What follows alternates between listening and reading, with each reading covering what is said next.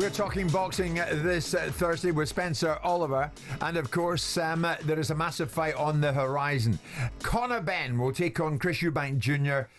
in the Tottenham Hotspur Stadium, and that is later this month, on the 26th of this month to be precise. We're just over 2 weeks away from it, and the build-up is very much up and running. Of that there is no doubt.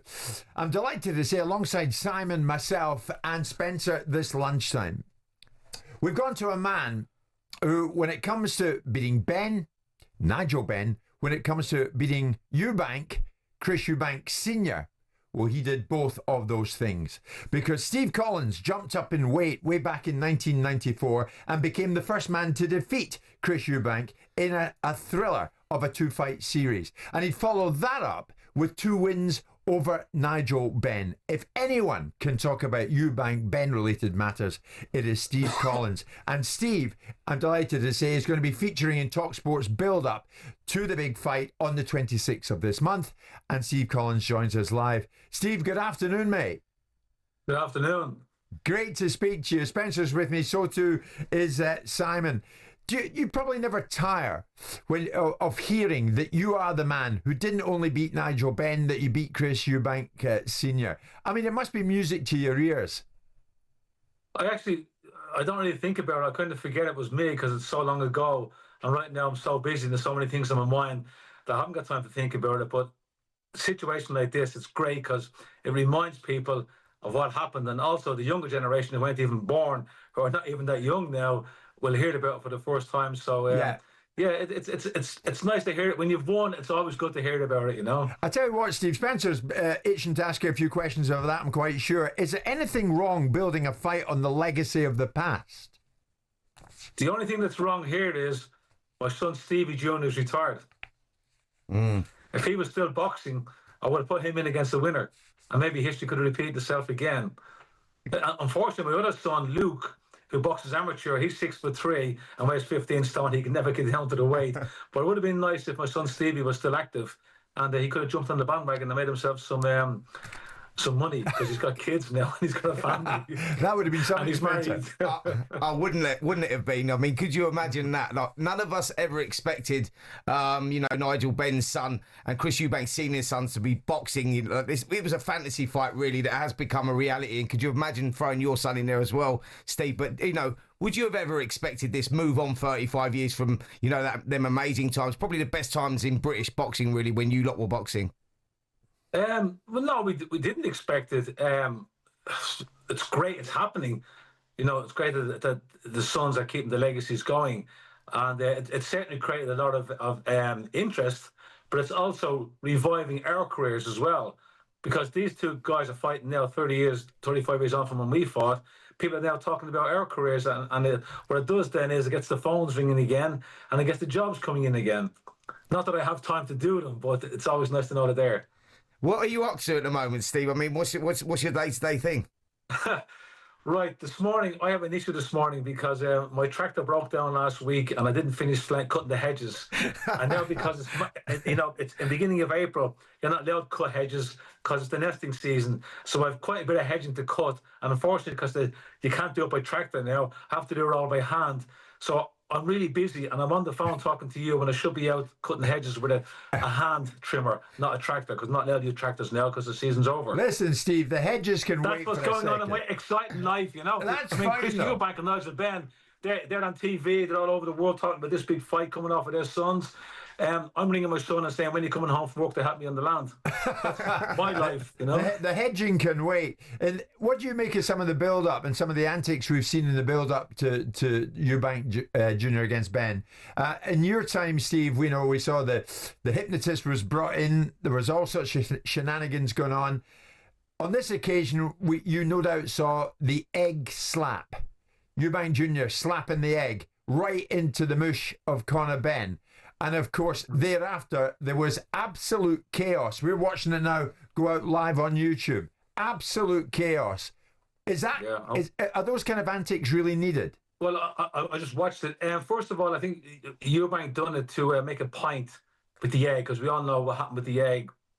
Conor ate eggs that were tainted, allegedly, and they therefore his drug test. He failed. Failing the drugs test. Yeah. So, it's part of the build-up. Eubank was fun. I'm a very big supporter of British Boxing Board of Control. I know a lot of guys have worked there, and I think it's a great organisation. And I believe they fined him £100,000 for that action. I think that's a bit unfair.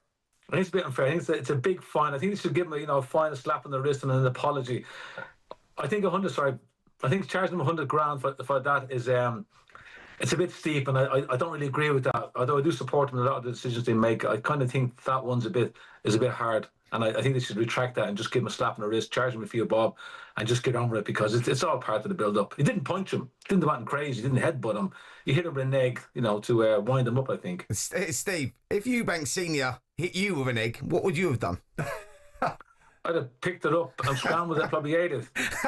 Back in the day, we didn't have a lot. We were hungry, But listen, I think that society is to blame for this now, though, isn't it? It's like this is the razzmatazz that comes with boxing. It's slightly different. I mean, even going back in your day, when you think of people like Herbie Hyde when he boxed Michael Benn, there was no we weren't talking about egg slapping them. We were talking about proper fisticuffs. They went toe to toe, and it happened more recently with Derek Chisora when he boxed Klitschko, and David Haygate crashed the press conferences. So it is something that happens, and it is something that sells. Well, going toe to toe and punching and attacking each other, that's out of order. That's assaulting the person. I know it hit someone in the ears, but I don't believe that was his intention. I think it was to make a point and kind of wind up Conor.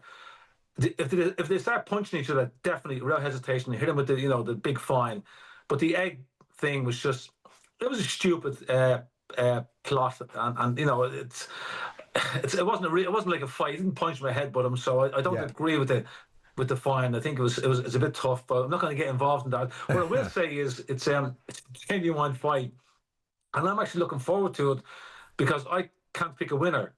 And what appeals to me, we don't get enough of today in boxing, is a big fight that everyone's tuning in to see, that we can't really pick a winner, because we can argue why both guys have the advantage or disadvantage in this bout. That's interesting, Steve. So you're saying you're looking forward to, etc. Simon here to my left can't find a way of buying into the fight. You can't get, you're not that fired up about it, are you, Simon? Well, no, I understand Steve's point, but I'm being a little bit pious, because I look at these two fighters and I think Conor Benn hasn't fought anyone of any significance. He should be fighting at a weight class that's commensurate with the weight class he's in. Chris Eubank is forever telling us he's going to fight for a world title, and yet we've got two guys on the back of their father's legacies getting huge amounts of money for a fight that ultimately I don't think reflects the value. I look at guys like Steve Collins and Chris Eubank Senior and Nigel Benn and the careers that they had. These guys are going to earn in one night probably what Chris and Steve earned in their entire careers. And I find that difficult to accept. And then you've got all the other bits, Steve, which is the drug tests that have failed and things like that. And I find it a little bit unpalatable, mate.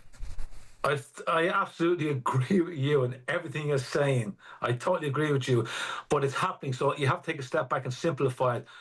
I'm simplifying by saying we have two young guys here who are going to go at it. Now, they're both limited.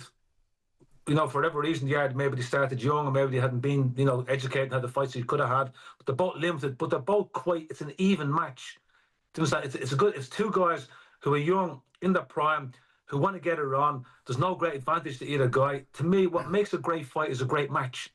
And because it's a great match, and the pressure they're on because of the father's legacies, and the fact that under the limelight, it's a pressure fight. Yes, we can say they haven't beaten anybody great in their careers. They have lost at a certain level. Eubank lost a certain level, but he's fighting. It's a good match, and two horses make a good race. Steve, they're very much they're very much their father's sons, carbon copies of their fathers, and you know about mindsets of fighters and whatnot, and you know how Nigel Benn was. You beat Nigel Benn and Chris Eubank Senior as well. They are very much the same as their fathers, and do you think that will come into it in this contest? It is all about the psychological battle, who has that will to win, and that's how I see it with these two. No, the really are carbon copies of their dads, definitely. Nigel Benn Senior was raw, and when he hit, he hurt. He was dangerous, and Chris Eubank Senior was clever and was very durable. So the two sons are a reflection of their fathers. So it's and the dads are great fights. I personally thought that Nigel won one of those fights. But that's neither here nor there. Now it's history. So Steve, just to finish with, if you're edging towards one fighter going into this in the 26, which one is it? do you know what I'm going to say? Yeah, I think Eubank could win it until Ben hits him. Fair enough. Steve Collins, we look forward to you getting involved in the build-up to the big fight. In the meantime, get out there and get into these hedges, because, my God, they need done, mate. It's going to start raining next week, so I'm under pressure. There you go for it. Steve, thanks for being with us at this lunchtime. Steve Collins, who not only beat Nigel Benn, beat Eubank Senior, as Spencer says, as well. We're at 12:30. It is Jim White, Spencer Oliver and Simon Jordan. We're live on talkSPORT, courtesy of Selco. It's where the trade goes. Many fight fans reacting to the chat there with Tony Bellew and agreeing, especially 100% agreeing on his assessment of the Joe Joyce situation. We might get to that before we leave today. On Eubank Jr., Ben Spencer, he's very close to Conor and says it's going to be a question of Eubank keeping Ben off him for the first 6 rounds, and then we'll see what happens thereafter. You go with that? Absolutely. I think his assessment of that was spot on. I think that's where Conor Benn's dangerous. In those first 6 rounds, he's going to come out like a bull in a china shop. That is a fact. There's going to be a lot of emotions running high. And, with that stadium fight as well, he's going to come out and start very, very fast. Eubank Jr., has to start and he has to be aware of himself early on, but size will play a part in those later rounds. When Eubank Jr., who's got that experience over that longer distance and can push on. So, yes, it's a fantastic fight for all those reasons, but great breakdown. He said a lot of things in the last 15 minutes, Simon. One, and it stood out with me, you'd secretly love to go to Ben Eubank, but because you have your reasons for doing it, you dismissed it from the word go.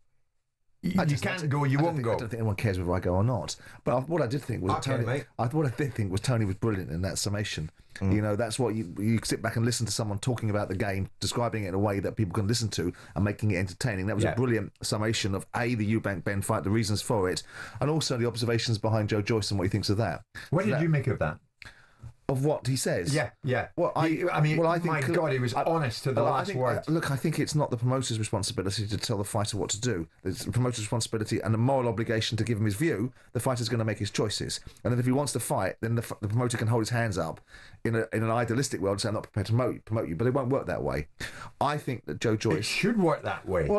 Well, yes and no. If the fighter... The promoter and the manager should be saying, you can make that no. You can make that argument about Derek Chisora. And Derek Chisora is of sound body and mind. He makes his own decisions in life. He's a grown adult. He can make his own decisions. If he's medically sound, Joe Joyce, and wants to fight, then who is anyone to say that you shouldn't? It's up to the fighter. You can get what the moral argument is, should the promoter tell him the truth? And I'm sure that Frank will. We've had this discussion.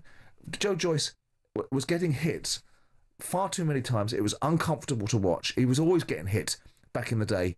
But once upon a time, he would be able to take those shots and come back and win.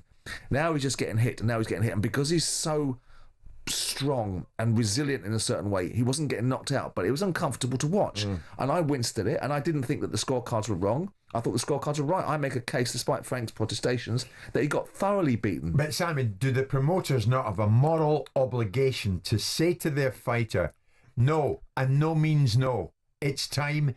It's enough. Listen, I think that the promoters, not so much the promoters, but the managers, the guys that working for them, advising them, getting them the opportunities. Adam Morley, who's his manager and advisor, and has looked after him and earned him a lot of money as well, by the way. So he's done a great job with him, not taking that away from him. But I said to Adam, actually, listen, now is the time that you need to have that serious conversation. Simon's right in what he says. The fighter ultimately is the one that's going to make that decision. Remember Danny Williams, a guy who beat Mike Tyson all those years ago, still fighting up until last year, well in his 50s. I'd done the Commonwealth Games with him back in 1994, and he was losing on a regular basis against guys that are 1-0, 2-0. That's where he was at, and it was very sad to see. So only Joe Joyce will make that decision, but I think that the manager and the friend need to sit down and say, listen, Joe, this is where we're at. Because where is Joe Joyce sat right now? Where is he positioned? He was a guy that was one of the top names. We were talking about him beating Tyson Fury at one point. Now he's going to be used as a pawn for people like Moses Atoma who are coming through. And you go, do we want to see that? Is it necessary? No. I don't think it is. If he's financially secure, he's had a great run, he's clearly not at the top now. He's lost 4 of his last 5. The conversation needs to be had. Spencer, well said. Mr. Simon Jordan, wonderful as always. Thank you. Thanking you. Sean. Go home and nurse that groggy throat, but you've been magnificent. Spencer, thanks as always, mate. Thank you. And it really is getting ramped up towards the 26th when Eubank Jr. goes in against Benn.